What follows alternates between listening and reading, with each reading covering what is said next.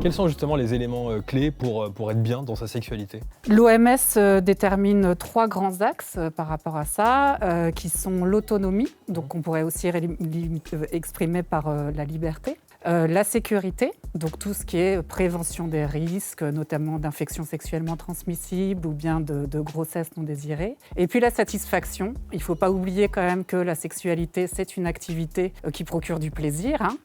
Donc il ne faut pas perdre ça de vue et justement que ce ne soit pas seulement abordé sous l'axe de quelque chose de prévention des risques qui peuvent être vécus comme répressifs, oui. Mais vraiment ne pas perdre de vue que c'est un élément de bien-être et de santé qui doit être pris en compte de façon positive. Comment faire pour atteindre une sexualité satisfaisante? Ça, c'est une question importante et j'aimerais avoir votre réponse, votre éclairage là-dessus. La clé, c'est vraiment le respect. Le respect de soi-même, le respect de ses envies. Donc le facteur numéro 1, c'est se connaître soi-même.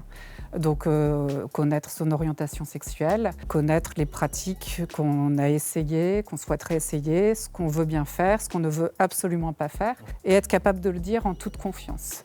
Donc là, on parle dans le domaine du respect de l'autre. Si on veut être en confiance soi-même pour faire ce qui nous plaît, il faut qu'en miroir, on respecte l'autre et qu'on écoute ce qu'il veut, exactement en miroir de tout ce que je viens de dire. Et donc un respect mutuel, c'est vraiment la base de la satisfaction de l'épanouissement sexuel. Et donc la communication aussi, parce qu'effectivement, comme chacun a ses propres désirs, ses propres envies, il faut arriver à faire coïncider ses propres envies avec celles de l'autre. Donc la communication est essentielle pour arriver à trouver un terrain d'entente et avoir effectivement un épanouissement et une satisfaction dans sa sexualité.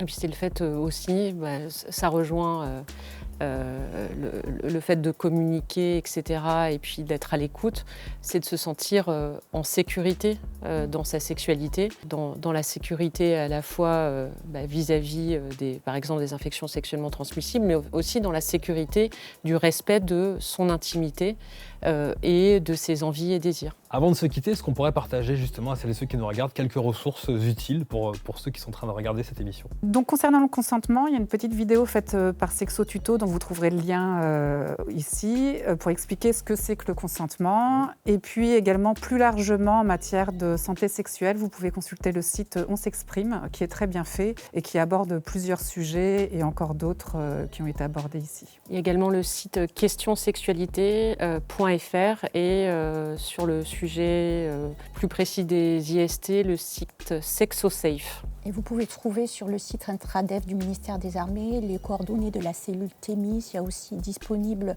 téléchargeable Vadémécom de lutte contre les violences sexuelles et sexistes et les coordonnées pour pouvoir joindre la cellule Thémis.